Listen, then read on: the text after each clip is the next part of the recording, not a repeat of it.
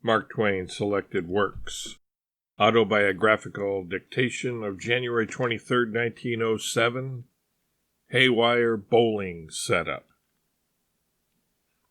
In my experience, games played with a fiendish outfit furnish ecstasies of delight, which games played with the other kind cannot match. 27 years ago, my budding little family spent the summer at Bateman's Point, near Newport, Rhode Island. It was a humble and comfortable boarding place, well stocked with sweet mothers and little children, but the male sex was scarce. However, there was another young fellow besides myself, and he and I had good times. Higgins was his name, but that was not his fault. He was a very pleasant and companionable person. On the premises there was what had once been a bowling alley. It was a single alley, and it was estimated that it had been out of repair for 60 years. But not the balls. The balls were in good condition. There were 41 of them, and they ranged in size from a grapefruit up to a lignum vitae sphere that you could hardly lift. Higgins and I played on that alley day after day. At first, one of us located himself at the bottom end to set up the pins in case anything should happen to them, but nothing happened. The surface of that alley consisted of a rolling stretch of elevations and depressions, and neither of us could, by any art known to us, persuade a ball to stay on the alley until it should accomplish something. Little balls and big, the same thing always happened. The ball left the alley before it was halfway home and went thundering down alongside of it the rest of the way and made the gamekeeper climb out and take care of himself. No matter, we persevered and were rewarded. We examined the alley, noted and located a lot of its peculiarities, and little by little we learned how to deliver a ball in such a way that it would travel home and knock down a pin or two. By and by, we succeeded in improving our game to a point where we were able to get all of the pins with 35 balls. So we made it a 35-ball game. If the player did not succeed with 35, he had lost the game. I suppose that all the balls taken together weighed 500 pounds or maybe a ton, or along there somewhere. But anyway, it was hot weather, and by the time that a player had sent 35 of them home, he was in a drench of perspiration and physically exhausted.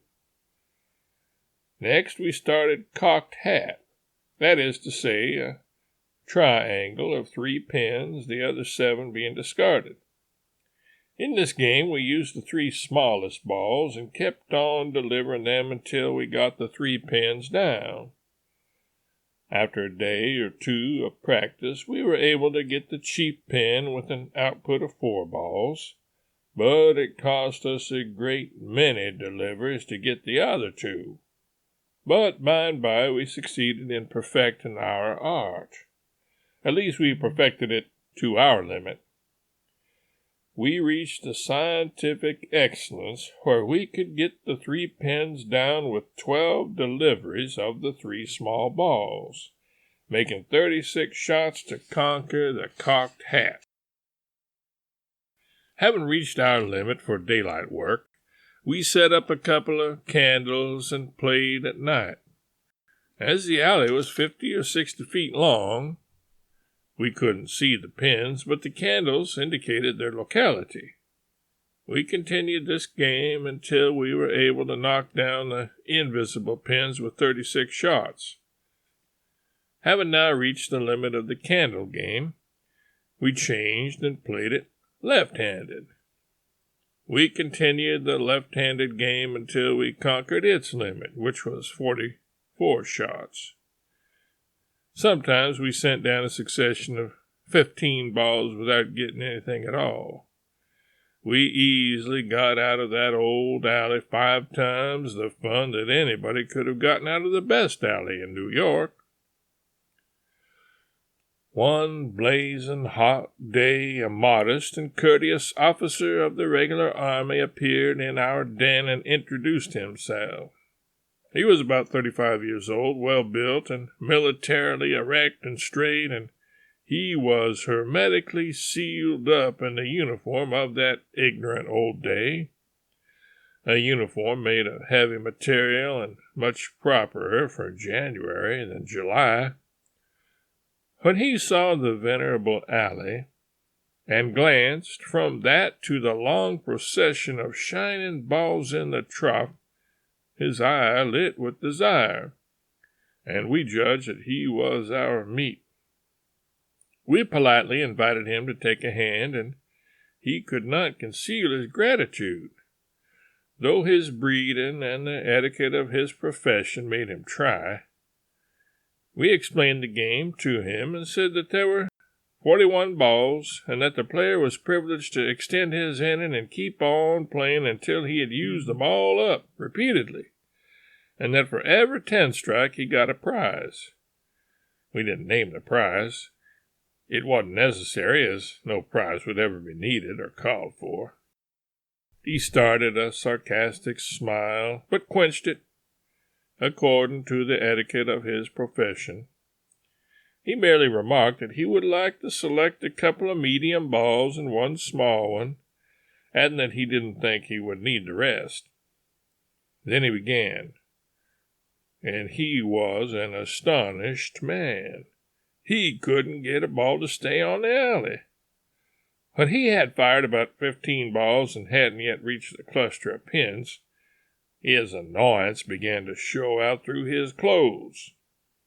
He wouldn't let it show in his face, but after another 15 balls he was not able to control his face. He didn't utter a word, but he exuded mute blasphemy from every pore. He asked permission to take off his coat, which was granted.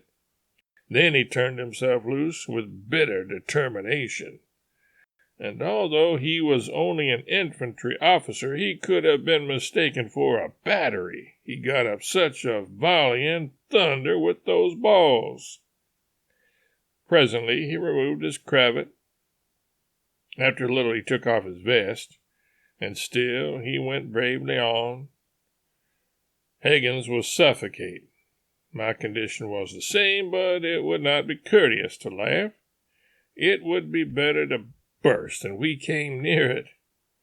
That officer was good pluck.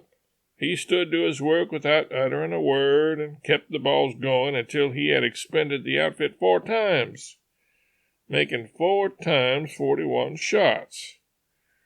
Then he had to give it up, and he did, for he was no longer able to stand without wobbling.